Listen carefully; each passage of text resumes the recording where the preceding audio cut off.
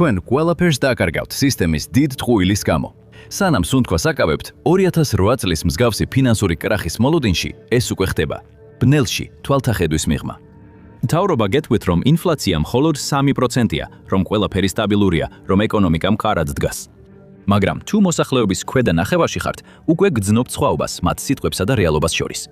იმიტომ რომ თქვენს რეალობაში ინფლაცია 3% არ არის, ეს უფრო 9%-ს უახლოვდება და მდგომარეობა უარესდება. ეს ყველაფერი იმ ჩრდილოვანი საბანკო სისტემის დამსახურებაა, რომელიც $2 ტრილიონ მძევლად ანყოფებს ბუღალტრული ხრიკებით, რომელთა გამოც თქვენ ფედერალურ ციხეში გაგიშობდნენ. როცა კრახი დადგება, ეს 2008 წლის მსგავსად არ გამოჩნდება.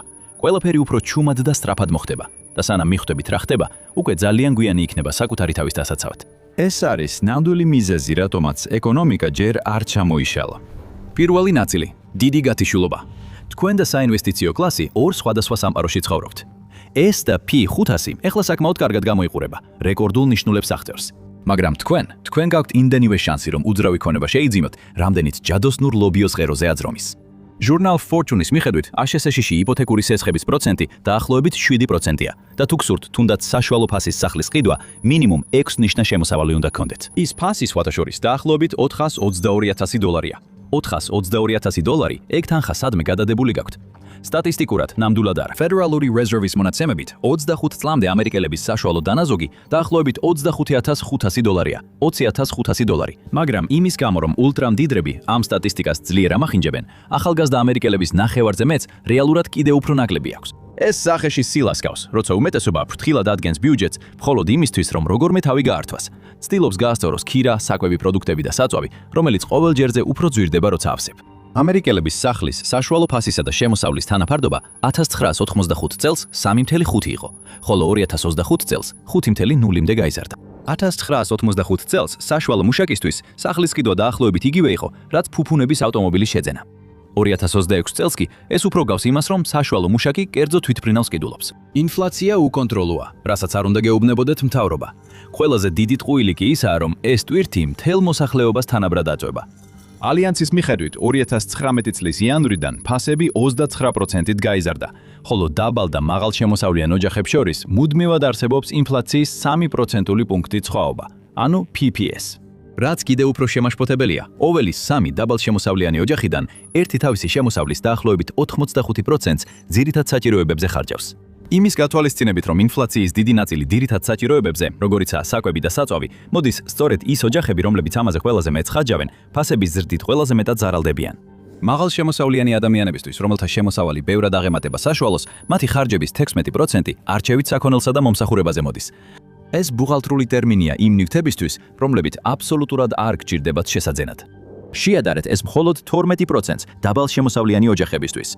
ეს ფასები ყველაზე სტაბილურია ინფლაციის პირობებში, ამიტომ მაღალი შემოსავლის მქონე მომხმარებლები ნაკლებად ზარალდებიან, მაშინ როცა საშუალო და დაბალ შემოსავლიანი ოჯახები სრულად განიცდიან ყველა ეკონომიკურ კატასტროფას. იმისთვის, რომ ისი ამონო იმით, რაც ადრე საშუალო კლასის ცხოვრებად ითვლებოდა, ახლა ელიტარული ხელფასი გჭირდება. ყველა მათემატიკური გათვლა მიუთითებს, რომ ქვედა საშუალო კლასისა და უფრო დაბალი ფენის წარმომადგენლები მელნელა უფრო ღრმად ეფლობიან ფინანსურ გაჭირვებაში. მაშ, რატომ იქცევა მთავრობა და ყველა დიდი ბანკი ისე, თითქოს ყველაფერი რიგზეა? ვიღაც იტყუება და ამ ტყუილით მდიდრდება. მეორე ნაწილი, 9%-ის საიდუმლო. მაშინ, როცა მთავრობა ხშირად უფრო მეტად ცდილობს თქვენი ყურადღება მიმართოს დავზე ან S&P 500-ზე, რეალური მაჩვენებელი, რაზეც აქ უნდა გავამახვილოთ ყურადღება, არის სამომხმარებლო ფასების ინდექსი, ანუ CPI. სწორედ აქ იმალება ბნელი საიდუმლო. 2023 წელს ყველა ურბანული მომხმარებლისთვის დაფიქსირებული სამომხმარებლო ფასების ინდექსი იყო 4.1%. მაგრამ ლუდვიგის საერთო ეკონომიკური კეთილდღეობის ინსტიტუტმა შენიშნა შეუსაბამობა, რომელმაც შეიძლება ყველაფერი შეცვალოს.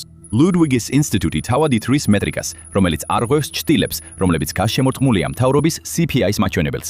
მას ეწოდება TLC, ანუ ნამდვილი ცხოვრების ღირებულების ინდექსი. გახსოვთ, როცა გითხარით, რომ მაღალი შემოსავლის მქონე ოჯახები ბევრად მეტ ხარჯავენ არასავალდებულო საჭიროებებზე, TLC ითვლის იმ მძიმე ზეწოლას, რომელსაც ინფლაცია ახდენს, შემოსავლის ქვედა 50%-ზე გამორიცხავს, რა ყველა არასავალდებულო შენაძენს, რომლებიც ზრდის მაღალი შემოსავლის მქონე ადამიანების წლიურ ხარჯებს. ამის ნაცვლად გვაქვს საცხოვრებელი, საკვები, ტრანსპორტი, ჯანდაცვა, ბავშვზე ზრუნვა, ტექნოლოგიები და სხვადასხვა ნივთები, როგორიცაა ტანსაცმელი და პირადი მოვლა. როდესაც სამომხმარებლო ფასების ინდექსში მონიტორინგზე მყოფი 80,000-ზე მეტი ნივთის დიდი ნაწილი ამოღებულია და მხოლოდ აუცილებელზე ვკონცენტრირდებით, საშუალო და მუშათა კლასის ოჯახებისთვის სურათი სრულიად განსხვავებულია. 2023 წელს სამომხმარებლო ფასების ინდექსის 4.1%-თან შედარებით, ცხოვრების რეალური ღირებულების ინდექსი, ის ინდექსი 9.4% იყო, რაც ასახავს აუცილებელი ხარჯების, როგორიცაა საცხოვრებელი, საკვები და ტრანსპორტი რეალობას. ეს იყო წლიური ზრდის ყველაზე მაღალი მაჩვენებელი 2001 წლის შემდეგ, ანუ ნაკლებად ვიდრე 10 წლით ადრე 2008 წლის კრახამდე და პირდაპირ ერაყის ომის დაწყებამდე. ლუდვიგმა განაცხადა, რომ საშუალო და მუშათა კლასის ამერიკელები მზარდ ეკონომიკურ კრიზისს აწვდებიან და ბოლო დროის ეკონომიკური ზრდის მიუხედავად უჭირთ თავის გატანა. ცხოვრების ხარჯების ზრდა, ხელფასების სტაგნაცია და ღირსეული ანაზღაურების მქონე სამუშაოების დეფიციტი ქმნის სრულყოფილ ქარიშხალს, რომელიც საფრთხეს უქმნის სოციალურ და ეკონომიკურ სტაბილურობას. მაგრამ ეს რისკია, რომელსაც მთავრობა და საბანკო სექტორი სიხარულით იღებს საკუთარ თავზე. მაგიდაზე თქვენი ფიშკებია, არა მათი. ეს ნიშნავს, რომ საშუალო კლასი კარგავს შესყიდვის ძალას ისე, თითქოს მთავარ არტერიას შეეხო. 2025 წლისთვის საშუალო ხარჯვის კატეგორიაში მყოფი ადამიანები შეადგენენ მხოლოდ 28%-ს აშშ-ის მომხმარებელთა საერთო ხარჯვის ბაზრის. ამავე ჯგუფს 1982 წელს 27% ეკავა. შედარებისთვის, შემოსავლის top 10%-ში მყოფი ადამიანების, რომლებიც წელიწადში $250,000-ზე მეტს გამოიმუშავებენ, შესყიდვის ძალამ შეავსო ეს ვაკუუმი. ისინი 1982 წელს მომხმარებელთა ხარჯვის 25% შეადგენდნენ, ახლა კი ეს მაჩვენებელი 48%-ია. და ფიქრით ამაზე. ქვეყნის მოსახლეობის 10% აკონტროლებს აშშ-ში მომხმარებელთა მთლიანი ხარჯვის თითქმის ნახევარს. ეს მხოლოდ უპირატესობა კი არა, სრული დომინაცია. და მუშათა კლასი კიდევ უფრო უარეს მდგომარეობაშია, ვიდრე შემცირებული ქვედა საშუალო კლასი. მათ მომხმარებელთა ხარჯვის ძალის მხოლოდ 9% უჭირავთ, რაც მთლიანის მიათედზე ნაკლებია. Moody's Analytics-ის მთავარი ეკონომისტის მარკ ზანდის თქმით, დაბალშემოსავლიან ოჯახებს ეკონომიკაში თავიანთი წილი შეუმცირდათ და ეს ტენდენცია გაგრძელდება. სისტემა ამ წუთას კიპარავს ჯიბიდან ფულს შენი მომავლით ვაჭრობს. მაგრამ შეიძლება მათ უკვე დათესეს საკუთარი დაღუპვის თესლი. ნამდვილად, თუ top 10%-ის გარეთ მყოფი მოსახლეობის შესყიდვის უნარი დაეცემა, მაშინ საცხოვრებელი ბაზარიც მიხვება. ისტორიულად ეს ერთ-ერთი პირველი ბზარია, რომელიც მთელ ეკონომიკას ქვემოთ იწევს. მაგრამ ასე არ მოხდა. და ეს კიდევ ერთ ხრიკს აჩვენებს, რომელსაც სისტემა იყენებს იმისთვის, რომ ყველაფერი სტაბილურად გამოიყურებოდეს, როცა ასე არ არის. მესამე ნაწილი, ოქროს ხელბორკილების ეფექტი. ერთ-ერთი ყველაზე დიდი ტყუილი, რაც ალბათ გსმენიათ უძრავი ქონების ბაზრის შესახებ, არის ის, რომ მაღალი საპროცენტო განაკვეთები სახლების ფასებს დააგდებს. საპროცენტო განაკვეთები იზრდება ინფლაციის პერიოდში. ცნობილია, რომ მაღალი საპროცენტო განაკვეთები გრძელვადიან პერსპექტივაში ანცირებს სახლების შესყიდვის ფასებს. დაიბენი? კარგია. ფინანსურ ინდუსტრიას სწორედ ეს უნდა. მაღალი საპროცენტო განაკვეთები იწვევს სახლების გაძვირებას, რაც ამცირებს მოთხოვნას. მოთხოვნის შემცირება თეორიულად იწვევს მიწოდების ჭარბობას, რაც თავის მხრივ ამცირებს ფასებს. ეს ჯანსაღი ეკონომიკაა, თუ მიწოდება არ არის შეზღუდული. იპოთეკური განაკვეთი ერთ-ერთი ყველაზე ძლიერი ეკონომიკური მამოძრავებელია აშშ-ში. 1 ან 2% პუნქტით განსხვავებაც კი ნიშნავს $1000 დამატებით თვიურ ხარჯებში სახლის მფლობელებისთვის. პანდემიის პერიოდში იპოთეკური განაკვეთები ისტორიულად დაბალ ნიშნულზე იყო, რამაც ბევრ ადამიანს მისცა შესაძლებლობა შესულიყვნენ საცხოვრებელი უძრავი ქონების ბაზარზე და ამავდროულად მომდევნო განაკვეთის ზრდისთვისაც მომზადებულიყვნენ. 52.9% 2025 წლის მეორე კვარტლისთვის 4%-ზე ნაკლებ იპოთეკურ განაკვეთზე იყო. ახალი სესხების განაკვეთები 2022 წელს 6%-ს გადააჭარბა და მას შემდეგ შედარებით მყარად შენარჩუნდა. მაგრამ მათთვის, ვისაც დაბალი საპროცენტო განაკვეთი აქვს, არსებობს мотиваცია, რომ არ გაყიდონ, რადგან ისინი ესეთ კომფორტულ მდგომარეობაში არიან. ეს ცნობილია როგორც ოქროს ბორკილები, რაც ინდივიდუალური სახლის მფლობელისთვის მაინც დადებითი მდგომარეობაა. ეს მთლიანად ანადგურებს გატიდვის мотиваციას. უძრავი ქონების ბაზრის გარეთ მყოფ ადამიანებს არ აქვთ შესვლის შესაძლებლობა. ფედერალური საცხოვრებელი ფინანსების სააგენტოს შეფასებით, ჩაკეტვის ეფექტმა 2022-დან 2024 წლამდე 1,720,000 სახლის გატიდვა აღკვეთა. ეს კოშმარია, რომლისგანაც როგორც ჩანს, მალე ვერ გავიღვიძებთ. ამიტომ, მიუხედავად იმისა, რომ მოთხოვნა დაბალია, ფასები ხელოვნურად მაღალი რჩება, რადგან სახლების მიწოდება ისტორიულად დაბალ ნიშნულზეა. პანდემიამდელ დონეზე მინიმუმ 14%-ით ნაკლები. ამ ფასების ზრდის შედეგად ვხედავთ, რომ ბაზარზე განთავსებული სახლები უფრო დიდხანს რჩება. 2025 წლის ბოლოს საშუალოდ 62 დღე, რაც ერთი კვირით მეტია ვიდრე 2024 წელს. Cotality-ის მთავარი ეკონომისტი დოქტორი სელმა ჰეპი ამბობს, რომ მიწოდების ნაკლებობა ხშირად ქმნის მჭიდრო ბაზარს და ზრდის მყიდველების რაოდენობას გამყიდველებთან შედარებით. ბაზრები, სადაც გასაკიდი სახლების დეფიციტი ყველაზე დიდია, კვლავაც აჩვენებენ ფასების ყველაზე ძლიერ ზრდას, მიუხედავად ხელმისაწვდომობის პრობლემებისა. პირველი სახლის მყიდველებისთვის, ან მათთვის, ვისაც გადაადგილება სჭირდება, ეს ქმნის სერიოზულ ხელმისაწვდომობის პრობლემას და უკეთავს მათ გზას საკუთრებისკენ. მიუხედავად იმისა, არიან თუ არა ისინი ჩაკეტილები ან გარეთ დარჩენილები საცხოვრებელი ბაზრიდან, უარყოფა შეუძლებელია, რომ მოსახლეობის უმეტესობა ფაქტობრივად ჩაკეტილია. მაგრამ ეს მხოლოდ ერთი ნაწილია. უფრო დიდი და ბევრად უფრო შემაძებწუნებელი სურათის. ეკონომიკური კოლაფსის რისკი 2008 წლის კრიზისის შემდეგ უბრალოდ არ გამქრალა. ის კიდევ უფრო უარესად გარდაიქმნა.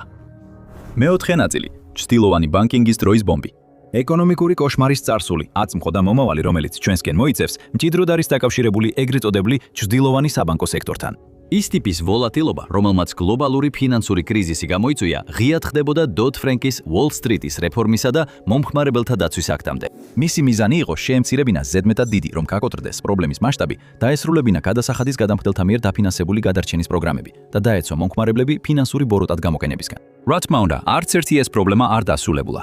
უბრალოდ ისინი ჩრდილში გადავიდა.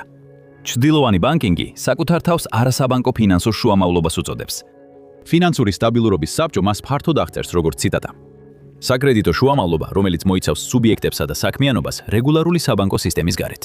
და ამ ბნელ სივრცეებში, ტრადიციული ბანკინგის გარეთ, გაგიკვირდებათ რამდენი რეგულაციური ხვრელია, რითაც შეგიძლიათ ისარგებლოთ. ეს მჭიდროდ არის დაკავშირებული კერძო კრედიტის ზრდასთან. სადაც კომპანიები ადრე მიდიოდნენ ბანკებში სესხების მისაღებად, მკაცრი წესებისა და ზედამხედველობის პირობებში, კერძო კრედიტი ამ სესხების გაცემას გადააქვს კერძო ბალანსის მიღმა არსებულ შეთანხმებებზე ბანკის გარეთ მოქმედ სუბიექტებს შორის, რაც ძირითადად საზოგადოების თვალთახედვის მიღმა ხდება. მაგრამ აი რაც ყველაზე უცნაურია, ბანკები მაინც ჩართულნი არიან. ისინი უბრალოდ პირდაპირ არ გასცემენ კერძო სესხებს. ამის ნაცვლად ისინი ფინანსურ მხარდაჭერას უწევენ კერძო გამსესხებლებს. პრაქტიკულად ამას აზრი ჰქონდა. დოდ-ფრენკის რეგულაციებმა ტრადიციულ ბანკებს აიძულა მეტი კაპიტალი შეენახათ სესხების რისკის შესამცირებლად და მსესხებლების მიმართ უფრო ფართო შემოწმებები ჩაეტარებინათ. ამან მთელი პროცესი შეანელა და სესხების გაცემას დამატებითი ხარჯები დაუმატა. ეს პრობლემები კერძო კრედიტს არ აქვს და ეს აშკარად ჩანს. ინდუსტრიის მოცულობამ ახლა უკვე მიაღწია 2.1 ტრილიონ დოლარს და BlackRock-ის პროგნოზით 2030 წლისთვის 4.5 ტრილიონს მიაღწევს. მთავარი რისკი აქ არის ის, რომ რეგულაციისა და გამჭვირვალობის გარეშე მთელი ბაზარი შიგნიდან დაიშლება. დანარჩენებიც მასთან ერთად ჩავიძირებით. Rago and Jerome, Cambridge University-ის ფინანსების პროფესორმა თქვა, არავინ იცის, რა არის იმ აქტივების ნამდვილი ღირებულება, რომლებიც ამ ადამიანებს აქვთ. ისინი გაუმჭვირვალეები არიან. ჩვენ არ გვაქვს წარმოდგენა რა ხდება იქ. იმედია, ცუდი სესხები არ არის, მაგრამ რა მოხდება თუ არის? სუდი სესხების ძირითადი მიზეზი, რომელიც შიგნიდან აფუჭებს აყვავებულ კერძო საკრედიტო ინდუსტრიას, არის მეთოდი, რომელსაც ისინი სესხების ღირებულების დასადგენად იყენებენ. მოდელზე დაფუძნებული შეფასება. ეს მეთოდი ინვესტიციების ღირებულების დასადგენად ფინანსურ მოდელებს იყენებს და არა რეალურ მიმდინარე საბაზრო ფასებს. ეს ნიშნავს, რომ ზუსტი მეცნიერების ნაცვლად ხშირად საშინლად ბევრი ვარაუდია ჩართული. ინდუსტრიაში, რომელიც მჭიდროდ არის დაკავშირებული მთლიან ეკონომიკასთან, თითქმის ისეთი შთაბეჭდილება რჩება, თითქოს მათ საერთოდ არ აქვთ წარმოდგენა, დააბრუნებენ თუ არა სესხს ის სუბიექტები, ვისაც ფულს აძლევენ. და ამ ყველაფერს კიდევ აქვს ფენები, რომლებსაც ჯერ არც კი შევხები ვართ, და ისინი რაღაცით კიდევ უფრო უარესია, ვიდრე აქამდე რაც ვნახეთ. ეს ჩრდილოვანი ბანკები ქაღალდზე გარდაცვლილ კომპანიებს ცოცხლება წარმოაჩენენ, რადგან ვალის ახალ მზაკრულ ფორმას იგონებენ და ამით სარგებლობენ. მეხუთე ნაწილი, ზომბის ეკონომიკა. Beyond Mid Incorporated, AMC Entertainment, Sunrun, Five9 Incorporated. რა აქვს ამ კომპანიებს საერთო? ისინი ყველა ზომბია. როცა ფაქტებსა და სტატისტიკას დააკვირდებით, ხვდებით, რომ შეიძლება მთელი ზომბის აპოკალიფსის წინაშე ვდგავართ და ამის შესახებ არც კი ვიცით. Zombie company არის ბიზნესი, რომელიც ძლივს ახერხებს სესხის პროცენტების გადახდას. რომ არ გაკოტრდეს, მას უწევს ახალი სესხის აღება, მხოლოდ იმისთვის, რომ ძველი ვალდებულებები დაფაროს. მათი სესხის ხარჯები წარმოუდგენლად მაღალია და ყოველ დღეს სულ უფრო ახლოს მიდიან გადახდის უუნარობასთან. ეს მდგომარეობა საკმაოდ საშინელია კომპანიისთვის. Deutsche Bank-ის შეფასებით 2020 წლისთვის აშშ-ში საფონდო ბირჟაზე ვაჭრებადი კომპანიების დაახლოებით 18% ზომბი კომპანიებია. შეიძლება კონდეს სურვილი თქვა, უბრალოდ ეს როლე ზომბის თავში დამორჩა. მაგრამ ამ ზომბი კომპანიებში 2020 წელს 2.2 მილიონი სამუშაო ადგილი იყო. დროის გასვლასთან ერთად და ინფლაციის შედეგად მათი რაოდენობის ზრდით კიდევ უფრო მეტი სამუშაო ადგილი იქნება მიბმული ამ არამდგრად მკვდრეთით აღმდგარ ბიზნესებზე. ამ კომპანიების უმეტესობას უწევს PIK-ს, ანუ არაფულადი გადახდის სქემებს მიმართოს. ისინი ამაოდ ცდილობენ თავიანთ მზარდ ვალებს გაეწიონონ. ფაქტობრივად, პროცენტის ნაღდი ფულით გადახდის ნაცვლად, ეს გადახდები ემატება კრედიტორების მიმართ არსებულ დავალიანებას. ეს ზრდის მათზე არსებულ ვალის მთას და ხშირად უზრუნველყოფს ნელ, მაგრამ გარდაუვალ დაღუპვას. როდესაც ეკონომიკის ასეთი დიდი ნაწილი ამ მდგომარეობაშია, გეგონება კონტროლირებად დემონტაჟს უყურებთ. ეკონომიკის ერთ-ერთი მთავარი საკრდენი ნელ-ნელა ინგრევა, მაგრამ კერძო საკრედიტო ინდუსტრია ცდილობს კატასტროფას სიჩუმის ფარდის უკან დამალოს, მაგრამ ნუ წამოეგებით ამ ამხრიგს. ეს იმისთვისაა განკუთვნილი, რომ თვალი აგიხვიოთ და დაგავიწყოთ ის საფრთხე, რომელიც ზურგს უკან გეპარებათ.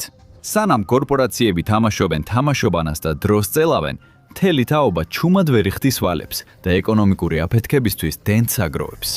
მეექვსე ნაწილი – უხილავი დეფოლტი. ეს ხარვეზია თუ ფუნქცია? დაგეგმილი იყო თუ არა ეს, სისტემას მხოლოდ ერთი გარდაუვალი დასასრული აქვს. case ფორმის ეკონომიკის შექმნა, რომელიც ჩვენ უფრო ღრმად გვაგდებს მქონეებისა და არამქონეებისა სამყაროში, მიდრეოდესმე. როდესაც კოლაფსი დასრულდება და ზვარი გაივლება, დარჩებიან მხოლოდ აქტივების მფლობელები და მომსახურების მუშაკები. მაგრამ რას ნიშნავს ეს ყველაფერი სინამდვილეში? case ფორმის ეკონომიკა არის კონცეფცია ისეთი საზოგადოებისათვის, რომელიც იმდენად არათანაბარია, რომ უმდიდრესი ამერიკელები ეკონომიკის ნახევარზე არიან პასუხისმგებელნი. ერთ მხარეს, საფონდო ბირჟა აყვავებულია და არასავალდებულო საქონელი ისე იყიდება, როგორც არასდროს.